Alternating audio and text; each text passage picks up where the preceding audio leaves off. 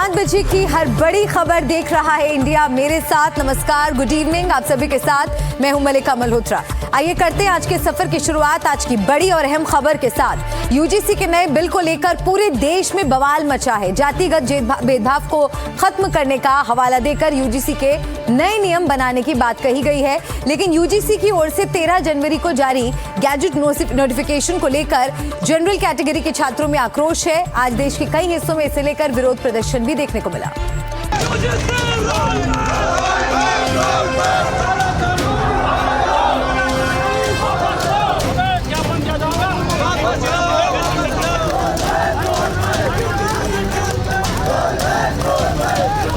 UGC के नए नियम, कैंपस से सड़क तक संग्राम।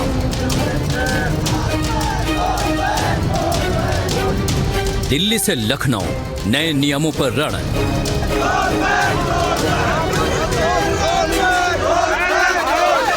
ये देश के अलग अलग शहर हैं, लेकिन तस्वीरें एक जैसी हैं। छात्र गुस्से में हैं। गुस्सा यूजीसी पर है, उसके कुछ नए नियमों को लेकर है। यूजीसी की promotion of equity in higher education institutions regulations 2026 को लेकर शुरू हुआ विवाद अब सिर्फ कॉलेज और यूनिवर्सिटी कैंपस तक सीमित नहीं रहा है। छात्रों और शिक्षकों के विरोध के बाद अब ये मुद्दा प्रशासन और राजनीति में भी चर्चा का विषय बन गया है। ऊंची जाति के छात्रों ने 27 जनवरी को यूनिवर्सिटी ग्रांट्स कमीशन के हेडक्वार्टर के बाहर विरोध प्रदर्शन करने की घोषणा की। जमकर हंगामा कटा।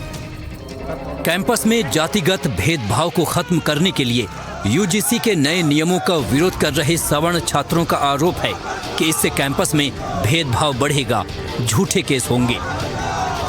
एक्ट इस भारत में बहुत टाइम से लागू है, उसमें भी सुप्रीम कोर्ट में नहीं कराए, सुप्रीम कोर्ट हाई कोर्ट के वो आप पढ़ो 97% और ज़्यादा परसेंट केस झूठे हैं। वही सेम यहाँ होगा। जब बाहर ऐसा हो सकता है 97-98% केस झूठे हैं, वो लोग जिन्होंने 20-20 साल जेल में काट दी। तस्वीरें लखनऊ यूनिवर्सिटी की हैं। लखनऊ विश्वविद्यालय के छात्र सरस्वती प्रतिमा स्थल पर प्रदर्शन करने के लिए जमा हुए। बताया जा रहा है कि अगले एक हफ्ते तक छात्र जागरूकता अभियान चलाएंगे और पूरे प्रदेश के कॉलेजों में जाकर इसकी खामियां बताएंगे। लखनऊ विश्वविद्यालय का गेट है, आप देखिए भावराव देवरस द्वार है और यहाँ आप देखिए किस तरह से जो स्टूडेंट्स हैं वो बैठे हुए हैं। किसी को भी जेल में डाल सकते थे, उसी तरह विश्वविद्यालयों के अंदर सवर्ण छात्रों के साथ अन्याय करने का काम यूजीसी कर रहा है। हमारे साथ कुछ गलत होता है तो हम उसके SC, ST, OBC के खिलाफ कुछ नहीं बोल सकते हैं, और वो हम उनके साथ गलत करें या ना करें वो हमें सजा दिलाने का कार्य करेंगे।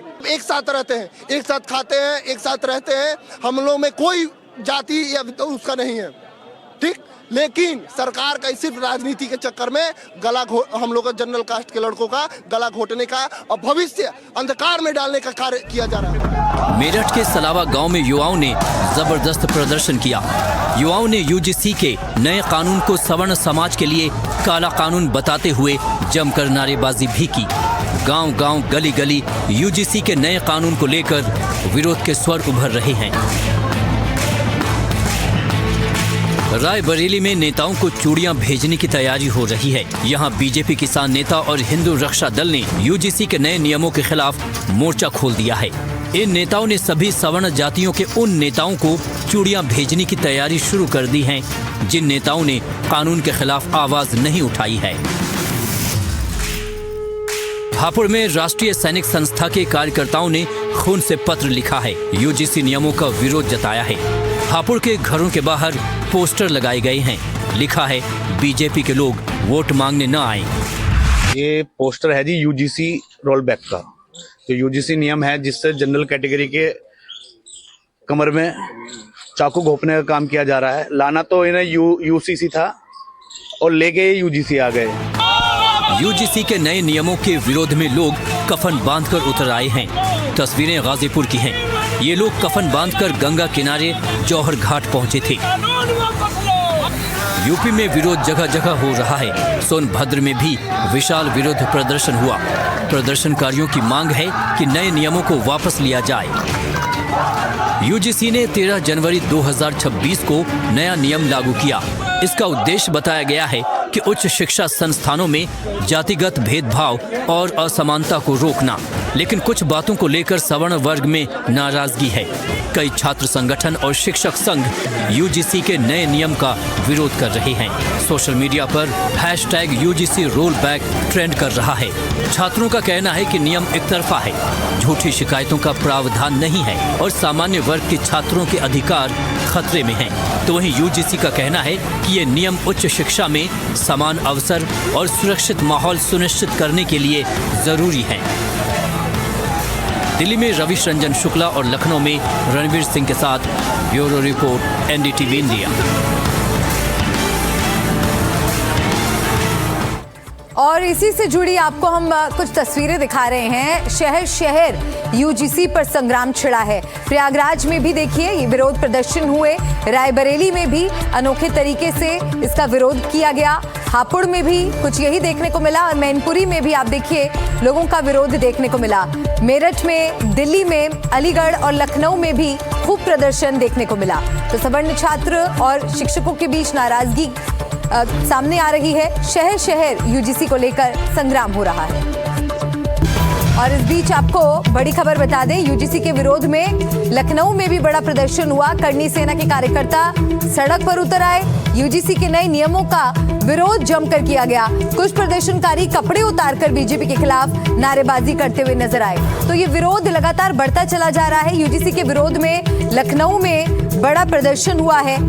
यूजीसी का नया 2026 नियम हालांकि भेदभाव रोकने के लिए बनाया गया। इसमें शिकायत निवारण, हेल्पलाइन, इक्विटी समितियां और निगरानी भी शामिल हैं। लेकिन इसकी आलोचना की जा रही है क्योंकि सामान्य वर्ग छात्रों को प्रतिनिधित्व नहीं मिल रहा, नियम अस्पष्ट है और दुरुपयोग के डर की बात सामने आ रही है। हालांकि इस पर यह सफाई भी दी गई है कि इसका दुरुपयोग नहीं होने दिया जाएगा। इस बात को लेकर सरकार की तरफ से आश्वासन भी दिया जा रहा है। दुरुपयोग ना होने का आश्वासन सरकार देगी। नियमों को लेकर भ्रांति फैलाई जा रही है, ये सरकार का पक्ष है। लेकिन यूजीसी के नए नियमों का जो विरोध है वो जमकर हो रहा है। विरोध प्रदर्शन हो रहे हैं। इस्तीफों और कोर्ट याचिकाओं के साथ ये मुद्दा बड़ा विवाद बन गया है। करनी सेना के कार्यकर्ता लखनऊ में भी सड़कों पर उतर आए और यूजीसी के नए नियमों को लेकर अपना विरोध जताते नजर आए। कुछ प्रदर्शनकारियों ने अपने कपड़े तक उतार दिए और कपड़े उतार कर बीजेपी के खिलाफ नारेबाजी करने लगे। ये तस्वीरें आपको हम दिखा रहे हैं, लखनऊ की ये तस्वीरें हैं। अब देखना होगा यूजीसी को लेकर ये जो नई एक विरोध की जो आंधी आई है वो आखिर कैसे थमेगी। तो नियमों को लेकर भ्रांति फैलाई जा रही है, ऐसा सरकार की तरफ से कहा गया है। यूजीसी नियम पर जल्द स्थिति स्पष्ट की जाएगी। बजट सत्र के पहले मुद्दा बनाने की कोशिश है। तो सरकार का इस पर अपना तर्क है। रणवीर हमारे साथ जुड़ गए हैं। रणवीर, यूजीसी को लेकर शहर शहर संग्राम की तस्वीरें हम देख रहे हैं, लेकिन लखनऊ में भी एक अलग तरह का प्रदर्शन देखने को मिल रहा है। देखिए, लखनऊ में कई जगहों पर प्रदर्शन चल रहा है। एक तरफ यूनिवर्सिटी और दूसरी तरफ ये परिवर्तन चौक है। यहाँ देखिए करनी सेना के तमाम लोग लगातार नारेबाजी कर रहे हैं और लगातार नारेबाजी करते हुए सड़कों पर जगह जगह घूम रहे हैं। इन लोगों से बात करते हैं, इन लोगों से समझने की कोशिश करते हैं कि क्या मांग है इनका। एक क्या मांग है भैया आप लोगों की, क्या मांग? विरोधी है सरकार, क्या मांग है आप लोगों की? सवर्ण विरोधी है सरकार, अपना कानून वापस ले। नहीं उत्तर प्रदेश ही नहीं पूरे भारत में सड़कों का जाम किया जाएगा। और यहाँ से लेकर नहीं मोदी सरकार, हम लोगों ने उनको गद्दी पर बैठाया है और हम लोगों के खिलाफ ये कानून हम लोग नहीं सहेंगे। कब तक चलेगा प्रदर्शन? ये जब तक कानून वापस नहीं लिया जाता है तब तक ये आंदोलन काला कानून के लिए चलेगा। और ये क्या है, ये यूजीसी लॉ? मतलब यही है कि काला कानून वापस होना चाहिए। ये देश जो है नरेंद्र मोदी नहीं चलाएंगे। ये देश जो है जनता चलाएगी, लोकतंत्र है। ये देश यहाँ के नागरिक चलाएंगे। यहाँ पर कोई सरकार नहीं, यहाँ का संविधान चलाएगा, यहाँ का कानून चलाएगा। नाराजगी क्या? नाराजगी क्या? नाराजगी ये सवर्ण विरोधी ये कानून ला करके कैसे ये सवर्ण विरोधी ये कानून ला करके हम लोगों को प्रताड़ित किया जा रहा है। यही तो यहाँ पर जैसे ही कानून आया दूसरे दिन से इसका परिणाम यहाँ पर देखने को मिल रहा है, गलियों पर मिल रहा है, गाँव में मिल रहा है। और ये सरकार बहिष्कार किया जाएगा। नरेंद्र मोदी को हम लोगों ने गद्दी पर बैठाया है, सरकार में वहां पर बैठा। साहब, क्या नाराजगी? सवर्ण छात्राओं के अधिकारों का हनन हो रहा है इस बिल के अंदर। देखिए सड़कों का हाल देखिए, ये परिवर्तन चौक है, ये वही परिवर्तन चौक है जहाँ यहाँ देखिए और लोगों से जो है हमने बात करी और ये वही परिवर्तन चौक है जहां पर एनआरसी कानून को लेकर के विरोध हुआ था। ये देखिए कुछ नारेबाजी, क्या नाराजगी है भैया, ये समझ लो विश्वासघात हो रहा है। कैसे? स्थिति संभल नहीं पाएगी देश में अगर ये लागू हुआ तो। कैसे? मैं यही समझना, स्थिति आप देख रहे हैं, ये विश्वासघात नहीं है। क्या विश्वासघात है, मैं समझना चाह रहा हूँ। नाराजगी क्या? मतलब मोदी जी को जिस स्थिति में सवर्णों ने पूरे देश ने किस विश्वास से पहुंचाया था, आज यही है कि हमको इससे बढ़िया भेज के पाकिस्तान पहुंचा दीजिए। कोई मतलब ही नहीं देश में रहने का। वो स्थिति पैदा मत करिए कि 3 सीटें फिर से आएंगी अगर यही रहा तो। इस तरह सड़कों पे ही रहेंगे लगातार? क्या हुआ? लगातार सड़कों पे रहेंगे। लगातार सड़कों पर रहेंगे। अभी तो ये एक छोटा सी जगह का जाम है, स्थिति ऐसी आएगी पूरा देश जाम होगा सर। यूजीसी एक प्रकार से हर्जन एक्ट जानते हैं आप, उसी का रूप है ये बच्चों के ऊपर पहले से ही सामान्य वर्ग को अपराधी मान लिया गया है। इसमें उनको बोलने का अधिकार नहीं है। बताइए, सामान्य वर्ग जो है वो तो कहा जाता था बीजेपी के पक्ष में रहता है। आप लोग सब बीजेपी वाले, ये बताइए सामान्य वर्ग भी बीजेपी पक्ष में है और जनसंघ के समय से हमारे बाबा दादा लोग वोट इसलिए नहीं दे रहे थे कि आगे आने वाले दिनों में हम गुलामी शासन, गुलामों की तरह शासन करें। जब मन करेगा हर्जन एक्ट लगा दोगे, जब मन करेगा यूसीसी लगा दोगे, और कभी आप ऐसा करेंगे हमको म्यांमार भेजने की तैयारी है। हमको क्या म्यांमार भेजने की तैयारी है? एक देश एक कानून, एक देश एक कानून। हमारे बुजुर्गों ने 525 रियासतें दान इसलिए नहीं दी थी कि यूनिवर्सिटी में बच्चे पढ़ने जाएंगे उन पे मनमाना कानून थोपा जाएगा। एक चीज बताइए, मोदी बेशर्म कहेंगे, उसको तमीज नहीं है। एक मिनट, मेरी एक बात समझिए। मेरा क्या मंडल आयोग के टाइम जो सवर्णों ने प्रदर्शन किया था फिर उसको दोहराने की तैयारी? ये चिंगारी है, ये चिंगारी है, ये चिंगारी है। अभी आपको ज्वालामुखी देखना बाकी है, उससे बड़ा विरोध होगा इसका। मंडल आयोग से बड़ा, मंडल आयोग से भी बड़ा विरोध होगा। सरकार इसको रोल बैक करे या संशोधन करे? इसको रोल बैक करे। तो सदन के गेट पे ताला बंद करके बैठूंगा। कि शास्त्र में लिखा है कि जो सवर्ण पैदा होते हैं वो हमेशा विरोधी होते हैं दलितों के। ये कहाँ लिखा है? कैसे मान लिया आपने? संशोधन से नहीं मानेंगे? नहीं, संशोधन नहीं मानेंगे। सवर्ण विरोधी कानून है, संशोधन नहीं मानेंगे। वापस लो। ये नाराजगी 100% रोल बैक। बताइए, 1 साल बाद उत्तर प्रदेश में चुनाव है, इसका असर उत्तर प्रदेश के चुनाव में भी पड़ेगा? सुनिए, योगी जी से बैर नहीं, मोदी तेरी खार नहीं। मोदी जी की वजह से योगी जी को नुकसान सहना पड़ेगा। मोदी जी की वजह से, ऐसे क्योंकि उसके वजह से स्वर्ण को लोग कट जाएंगे, वोट नहीं देंगे उनको। भैया, क्या विधानसभा चुनाव में भी नुकसान होगा बीजेपी? बिल्कुल होगा नुकसान, बिल्कुल। अगर ये वापस नहीं होगा तो नुकसान होगा योगी जी को। जातिवाद की करो विदाई, हिंदू हिंदू भाई भाई, ये राजपूत करनी से बिल्कुल रणवीर, आप बातचीत कीजिए। वहां पर मौजूद लोग जो प्रदर्शन कर रहे हैं वो अपना कड़ा विरोध जता रहे हैं और किस तरह से देखिए ये जो सड़क पर विरोध प्रदर्शन है वो बढ़ता चला जा रहा है। ज्यादा से ज्यादा लोग इसके साथ जुड़ते चले जा रहे हैं। आगे इस पर क्या कुछ होता है इस पर रहेगी नजर। बहुत शुक्रिया रणवीर फिलहाल पूरी जानकारी के लिए। और आइए अब बढ़ते हैं आगे और अब बात करते हैं देश भर में हो रही जबरदस्त बर्फबारी की। देश के पहाड़ी हिस्सों में जबरदस्त बर्फबारी हो रही है। हालात ये हैं कि सैकड़ों सड़कें बंद हैं, मशीनों से बर्फ हटाने का काम चल रहा है। जो लोग घूमने गए हैं वो भी यहां वहां फंस गए हैं।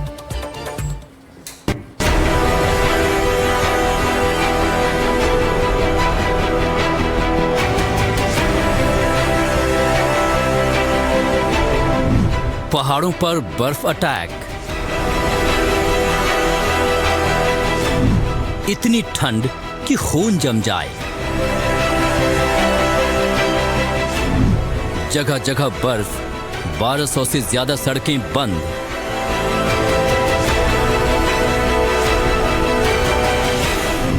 सफेद आफत, -डिग्री का टॉर्चर।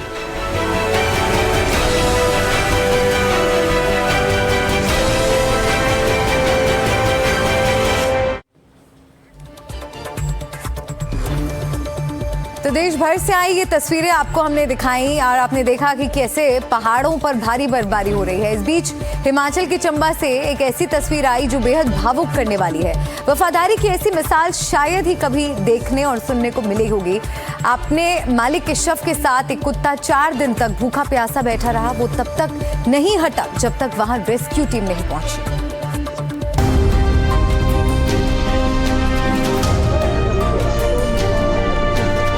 सामान मिल चुका है उनका। आप देख सकते हैं ये उनका सामान है।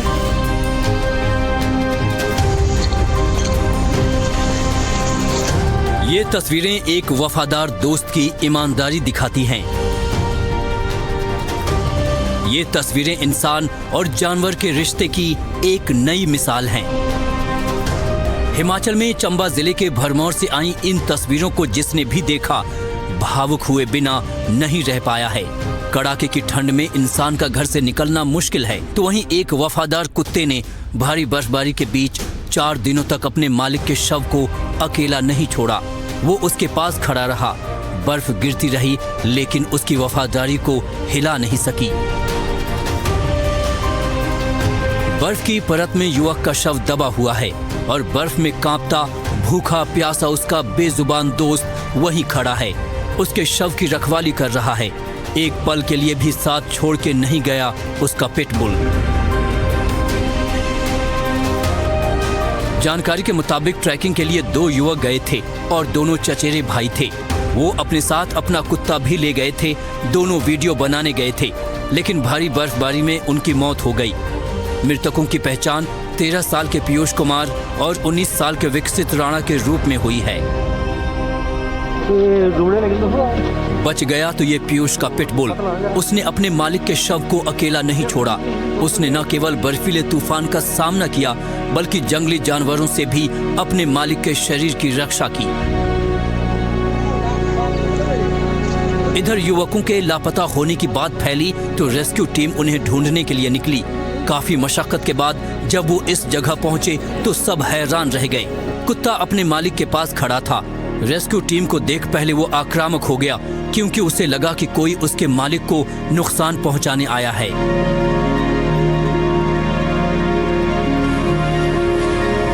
जानकारी के मुताबिक शुक्रवार दोपहर को एक किशोर ने प्रशासन से संपर्क कर अपने लोकेशन बताने की कोशिश की थी लेकिन उसके बाद संपर्क टूट गया। 3 दिन स्थानीय प्रशासन, पुलिस और माउंटेनियरिंग की टीमों ने 0 से नीचे तापमान और करीब 5 फीट जमी बर्फ के बीच तलाशी अभियान चलाया। खराब मौसम के कारण ड्रोन से सफलता नहीं मिल पाई, जिसके बाद सरकार ने सेना के 2 एडवांस लाइट हेलीकॉप्टरों की सहायता ली। सोमवार सुबह हवाई सर्वेक्षण के दौरान लोकेशन ट्रेस होने पर जवानों ने शव को बरामद किया और शव के पास खड़े इस पिटबुल को काफी मशक्कत और पुचकारने के बाद जब उसे एहसास हुआ कि ये लोग मदद के लिए आए हैं तब जाकर वो वहां से हटा। इसके बाद शव को उठाकर लाया गया। कुत्ते को भी साथ लाया गया। सेना के विशेष हेलीकॉप्टर की मदद से शव को भरमौर मुख्यालय पहुंचाया गया, जिसके बाद पूरे इलाके में शोक की लहर दौड़ गई। बड़े खेद के साथ और दुख के साथ कहना चाह रहा हूँ कि दोनों हमारे नौजवान साथी की डेड बॉडी वहाँ पर रिकवर हुई है और इस भारी बर्फबारी में दोनों वहाँ पर मृतक पाए गए हैं। इस हादसे ने एक बार फिर याद दिलाया कि पहाड़ों में कुदरत के सामने इंसान कितना बेबस है। इसके साथ ही ये भी कि वफादारी और दोस्ती की सबसे ऊंची मिसाल कभी कभी एक बेजुबान दे जाता है, जैसे ये पिटबुल जो अपने मालिक के लिए मौत और बर्फ दोनों से लड़ता रहा, ठंड से कांपता हुआ खड़ा रहा लेकिन साथ छोड़कर नहीं गया। Bureau report, NDTV India.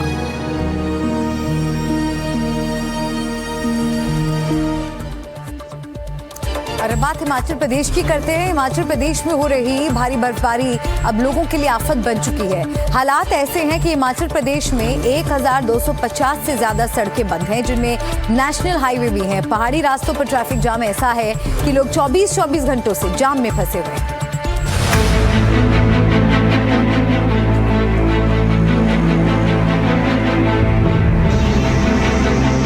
पहाड़ों पर बर्फबारी, बर्फ से आफत भारी, सड़कों पर फिसलन, पहाड़ों पर चक्का जाम, पर्यटकों की बढ़ी परेशानी।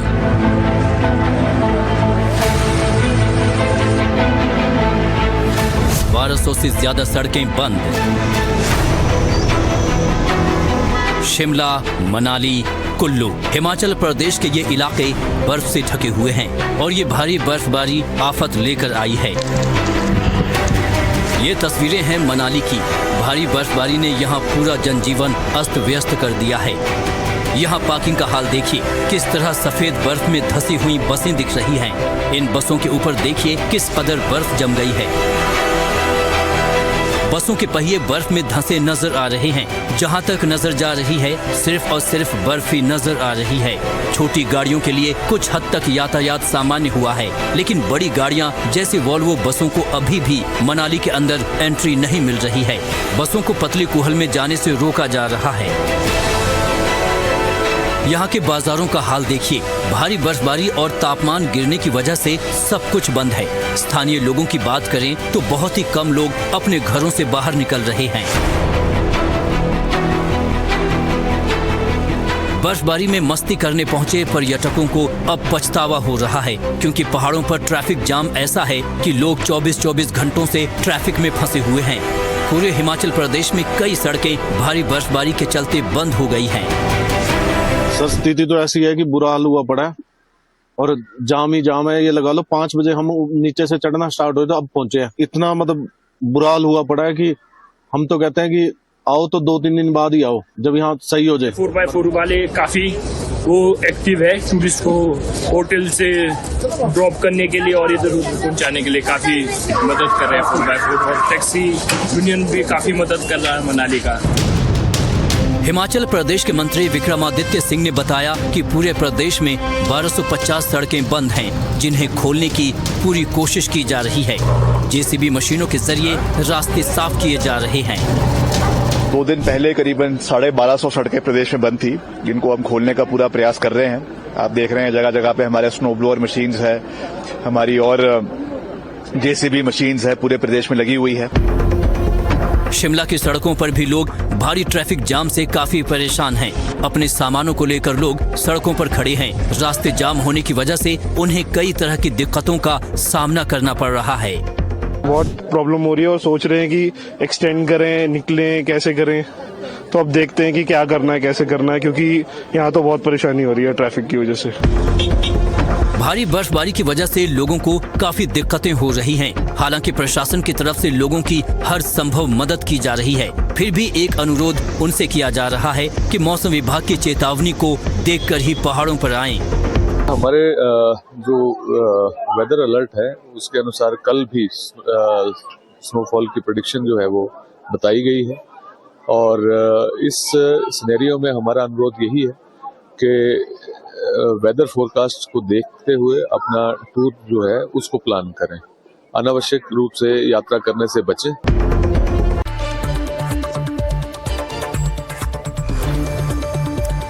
देख रहा है इंडिया में एक बार फिर से आपका स्वागत है और अब बात करेंगे अमेरिका और ईरान के बीच बढ़ते तनाव की। युद्ध की आशंका के बादल गहराते जा रहे हैं। फाइटर जेट्स ले जाने में सक्षम अमेरिका का जंगी जहाज USS अब्राहम लिंकन और उसके साथ तमाम सहायक युद्धपोत ईरान के पास पहुंच गए हैं। दूसरी तरफ ईरान ने भी साफ कर दिया है कि अमेरिका किसी भी तरह का हमला करता है तो उसकी आर्मी जवाब देने के लिए तैयार है। अमेरिकी युद्धपोत उसके निशाने पर है।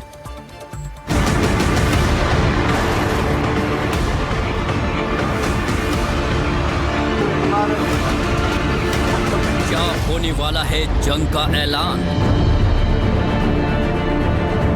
क्या भिड़ने वाले हैं अमेरिका और तेहरान? तैनात हो चुके हैं घातक ड्रोन। अमेरिका की चेतावनी और ईरान की तैयारी, दो देशों के बीच बढ़ता तनाव और जंग के मंडराते बादल। अमेरिका ईरान पर दबाव बढ़ा रहा है तो वहीं ईरान लगातार कह रहा है कि हम तैयार हैं, हमारी तैयारी पूरी है, किसी भी हरकत का करारा जवाब दिया जाएगा। अमेरिका ने अपना एयरक्राफ्ट कैरियर ईरान के पास समंदर में भेजा तो ईरान ने कह दिया कि तुम हमारे निशाने पर हो, हमारी नजर है तुम्हारे बेड़े पर। ईरान ने एक फुटेज जारी किया है। दावा किया जा रहा है कि यह अमेरिकी कैरियर का ड्रोन फुटेज है। फुटेज में दिख रहा है कि ईरानी ड्रोन निगरानी कर रहे हैं। ईरान ने अमेरिकी बेड़े को अपना फायर पावर की जद में दिखाया है। हालांकि इस ड्रोन फुटेज की तारीख और वक्त साफ नहीं है। वीडियो के दूसरे हिस्से में ईरान ड्रोन अटैक की क्षमता दिखाई गई है। इस फुटेज में ईरानी ड्रोन टारगेट पर हमले करके उन्हें पूरी तरह बर्बाद करते दिख रहे हैं। ईरान ने कड़ी चेतावनी जारी की है, किसी भी खतरे का उचित और निर्णायक जवाब मिलेगा। ईरान अमेरिका और इजराइल की गतिविधियों पर कड़ी निगरानी रख रहा है। ईरान की राष्ट्रीय सुरक्षा, स्वाधीनता और अखंडता से कोई समझौता नहीं होगा। अमेरिकी जंगी बेड़ा तैनात, क्या किसी भी वक्त अमेरिका कर सकता है हमला? बढ़ती तनातनी के बीच अमेरिका का जंगी बेड़ा USS अब्राहम लिंकन खाड़ी देशों के पास पहुंच गया है। बेहद घातक F-35 विमानों से लैस है ये जंगी बेड़ा। अमेरिका ने अपना ये तैरता किला समंदर में उतार दिया है। खबरें ये हैं कि 3 युद्धपोतों के साथ ईरान के पास पहुंचा है। अमेरिकी सेंट्रल कमांड ने इसके पहुंचने की पुष्टि की है, जिसके बाद अटकलें लगाई जा रही हैं कि राष्ट्रपति डोनाल्ड ट्रंप कभी भी ईरान पर हमले का आदेश दे सकते हैं। तो वहीं ईरान ने कहा है कि वो किसी भी हमले का तेज और मजबूत जवाब देगा। माना जा रहा है कि अमेरिकी नौसेना के खिलाफ ईरान की सबसे प्रभावी रणनीति मिसाइलों की बारिश करने की है। एक साथ सैकड़ों ड्रोन, रॉकेट और मिसाइलें लॉन्च करके ईरान अमेरिकी कैरियर स्ट्राइक ग्रुप के रेडार को ओवरलोड कर सकता है। ईरान ने अपनी इस रणनीति का प्रदर्शन जून 2025 में इजराइल के खिलाफ युद्ध के दौरान किया था। ईरान ने एक साथ सैकड़ों मिसाइलें छोड़कर इजराइल के आयरन डोम और एरो 3 सिस्टम को फेल कर दिया था। बड़ी संख्या में ईरान मिसाइलें इजराइल के अंदर गिरी थीं, जिससे भारी नुकसान हुआ था। अमेरिका दुनिया की सबसे शक्तिशाली सेना रखता है। अमेरिका के सामने सैन्य तुलना में ईरान कहीं नहीं ठहरता है, लेकिन ईरान ने पिछले कुछ दशकों में अपनी मिसाइल और ड्रोन क्षमता में भारी निवेश किया है। वर्तमान में ईरान के पास पश्चिमी एशिया का सबसे बड़ा मिसाइल जखीरा है। ईरानी मिसाइल बेड़े में 3000 से ज्यादा खतरनाक यूनिट्स मौजूद है। इनमें फतेह 110 जैसी सटीक गाइडेड मिसाइलें भी हैं। ईरान के पास एक और सेना है, वो है ड्रोन आर्मी, जो कम पैसे में जल्दी तैयार हो जाते हैं और सीधे टारगेट पर जाकर गिर जाते हैं। रूस यूक्रेन युद्ध ने ड्रोन के इस्तेमाल को एक नया ही आयाम दे दिया है। ईरान के पास ऐसे सुसाइड ड्रोन बड़ी तादाद में माने जाते हैं। ईरान के शाहिद 136 ड्रोन से भीषण हमले किए जा सकते हैं। इन्हें पकड़ना भी काफी मुश्किल होता है, क्योंकि ये काफी छोटे होते हैं और काफी नीचे उड़ सकते हैं। सीधे टारगेट पर क्रैश हो जाते हैं। ईरान की ओर से लगातार सख्त तेवर देखने को मिल रहे हैं। रेवोल्यूशनरी गार्ड के कमांडर ने हाल ही में चेतावनी दी थी कि उनकी फोर्स पहले से ज्यादा तैयार है और उंगली ट्रिगर पर है। तेहरान में पोस्टर तक लगा दिए गए कि कैसे अमेरिकी बेड़ों पर हमला होगा। जिस अमेरिकी बेड़े को लेकर सबसे ज्यादा चर्चा है वो है USS Abraham Lincoln.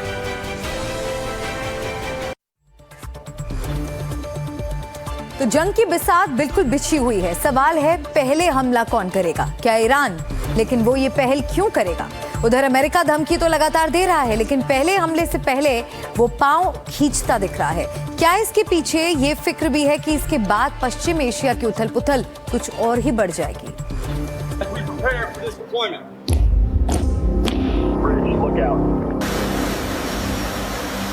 Confirm clear. Systems check complete.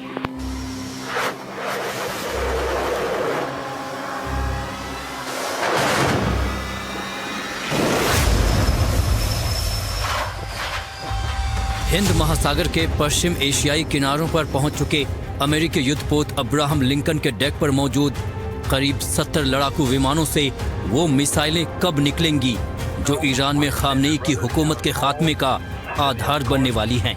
इसका इंतजार जितना खामनेई विरोधी प्रदर्शनकारियों को है, उतनी ही उस पर नजर ईरानी हुक्मरानों की भी है। ईरान में चल रहे प्रदर्शनों के दमन पर हमले की धमकी देने वाले ट्रंप के सुर हालांकि बदल रहे हैं और अब उनका दावा है कि ईरान बातचीत की पेशकश कर रहा है। ट्रंप ने दावा किया कि वो अब सुलह करना चाहते हैं। मुझे पता है कि उन्होंने कई अवसरों पर संपर्क किया, वो बात करना चाहते हैं। ईरान के पास हमारा भारी हथियार बंद जमावड़ा है, वेनेजुएला से भी बड़ा।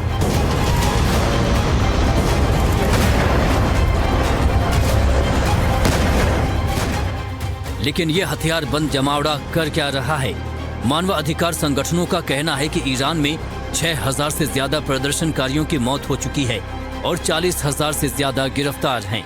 हालांकि ईरान का कहना है कि 3,000 के आसपास लोग मारे गए हैं।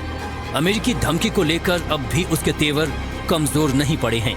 तेहरान के मुख्य चौराहे पर अब एक विशाल म्यूरल बनाया गया है जिसमें एक युद्धपोत दिख रहा है और इस युद्धपोत में टूटे फूटे विमान पड़े हुए हैं और खून से लिथड़ी लाशें हैं। इनसे निकलता खून अमेरिकी झंडे की धारियां बना रहा है। साथ में लिखा हुआ है, अगर तुम हवा बोओगे तो तुम बवंडर काटोगे। मगर ईरान के इस सख्त तेवर पर भी अमेरिका चुप क्यों है? क्योंकि ईरान पर हमला दरअसल पश्चिम एशिया को अस्थिर कर देगा। ईरान के समर्थक कतैब हिजबुल्लाह गुट ने चेतावनी दी है कि ईरान पर हमला पश्चिम एशिया से युद्ध छेड़ने के बराबर माना जाएगा। ईरान इशारा कर चुका है कि वो पश्चिम एशिया के अमेरिकी ठिकानों पर हमला करेगा। उसके पास ड्रोन्स और मिसाइलों का जखीरा है। यमन के हुती बागियों ने भी इशारा किया कि अगर ऐसा कुछ हुआ तो वो लाल सागर से गुजरने वाले जहाजों पर हमला करेंगे। जाहिर है इससे तेल का संकट नए सिरे से बड़ा हो सकता है, जिससे ट्रंप जैसा कारोबारी दिमाग का नेता बचना चाहेगा। यूएई ने भी कहा है कि वो अपने एयर स्पेस को ईरान के खिलाफ किसी हमले के लिए इस्तेमाल नहीं होने देगा। युद्ध को फैल जाता है पूरे क्षेत्र में तो वो ये उनके लिए बड़ी समस्या बन जाएगी। या तेल की सप्लाई डिस्टर्ब होती है तो भी ग्लोबल इकोनॉमी रिसेशन में आने का डर है, क्योंकि Russian oil, Iranian oil, Venezuela से भी बहुत थोड़ा सा तेल निकल रहा है। इराकी ऑयल भी नहीं मार्केट में पूरी तरीके से आ पाया। लीबिया का भी ऑयल नहीं है। तो अगर ज़रा भी मिडिल ईस्ट का तेल की सप्लाई डिस्टर्ब होती है तो मैं समझता हूँ पूरी दुनिया की इकोनॉमी पे उसका बहुत बुरा असर पड़ सकता है और रिसेशन की भी संभावनाएं नजर आती हैं। तो ईरान पर हमले का मतलब पश्चिम एशिया की राजनीति को कुछ उसी तरह तहस नहस करना है जिस तरह इजराइल पर हमास के हमले ने किया था। उसके ठीक पहले लग रहा था कि पश्चिम एशिया शांति की राह पर बढ़ रहा है, लेकिन इजराइल ने जवाबी कार्रवाई में सीरिया, ईरान तक को शामिल कर लिया। तो पश्चिम एशिया का ये मिजाज अमेरिका को मालूम है, इसलिए वो पहले गोला दागने की इजाजत शायद ही अपने सैनिकों को दे। लेकिन ट्रंप के बारे में अब भी कुछ नहीं कहा जा सकता, इसलिए इंतजार तो अमेरिकी हमले का करना ही होगा। और अब आपको खबर दिखाते हैं ऋषिकेश की, जहां एक शख्स की राफ्टिंग गाइड ने फरिश्ते की तरह जान बचा ली। आसपास सब घबराए हुए थे कि कहीं कोई हादसा ना हो जाए, लेकिन फिर कुछ ऐसा हुआ जो किसी चमत्कार से कम नहीं था।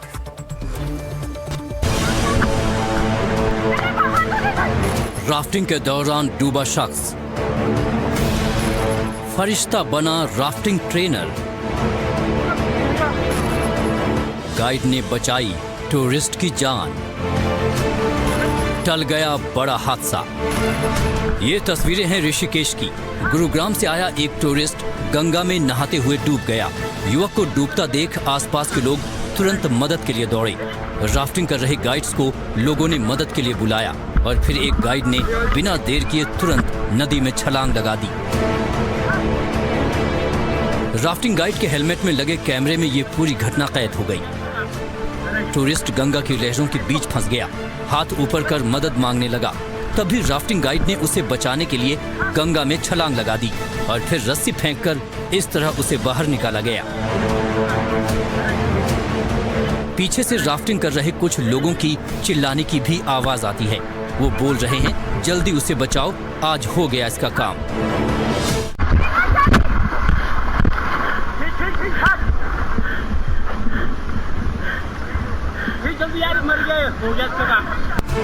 लेकिन सब लोगों को लग रहा था कि कहीं टूरिस्ट को कुछ हो तो नहीं गया। 2-3 गाइड मौके पर मौजूद थे।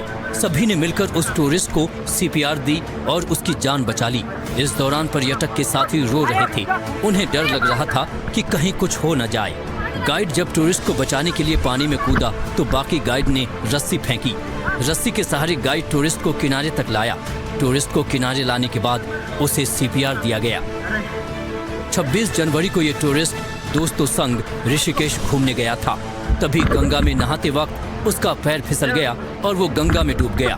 पानी में बहते हुए वो हाथ पैर मारकर डूबने से बचने की कोशिश करने लगा, मगर जब कामयाब नहीं हुआ तो बचाओ बचाओ चिल्लाने लगा। उसके दोस्तों ने शोर मचा दिया। और फिर 2 राफ्टिंग गाइड उसे बचाने के लिए कूदे। आखिरकार कड़ी मशक्कत के बाद CPR देकर टूरिस्ट की जान बचा ली गई। सबने राफ्टिंग गाइड और ट्रेनर को शुक्रिया कहा। बाद में टूरिस्ट को एम्बुलेंस के जरिए ऋषिकेश अस्पताल भेज दिया गया।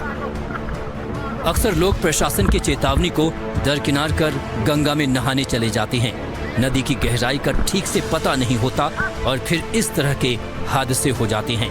कई पर्यटक गंगा में नहाते वक्त अपनी जान तक गंवा चुके हैं। Bureau report, NDTV India.